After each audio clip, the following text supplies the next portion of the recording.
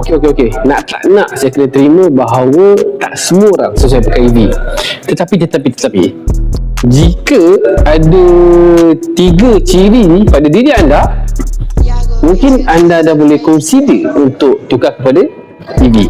Sebab setiap customer yang masuk di sini ataupun ada yang dekat online ada tanya saya, EV ni sesuai tak untuk mereka?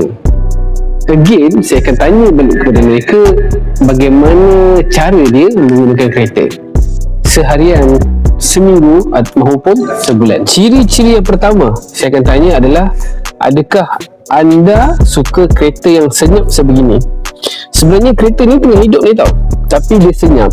Jadi jika anda memandu dan keadaan senyap macam ni, ia memberikan ketenangan yang berbeza daripada kereta petrol. Tapi saya tak nafikan bahawa memang ada lagi setengah orang suka kan bunyi enjin tu kan, dia feel lain sikit.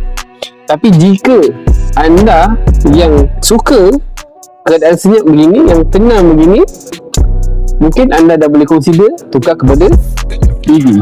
Okey, ciri-ciri kedua adalah 2 perkara ni. Storage dekat depan dengan rear wheel drive.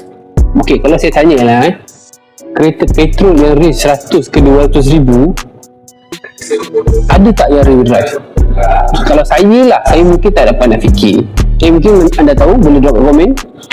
Okey, tapi kereta kita ada storage kat depan dan rear wheel drive. Rear wheel drive ni semua orang tahu ia memberikan kelebihan kepada pemanduan, handling lebih sedap, dan storage kat depan ni memberikan extra room untuk kita letak barang.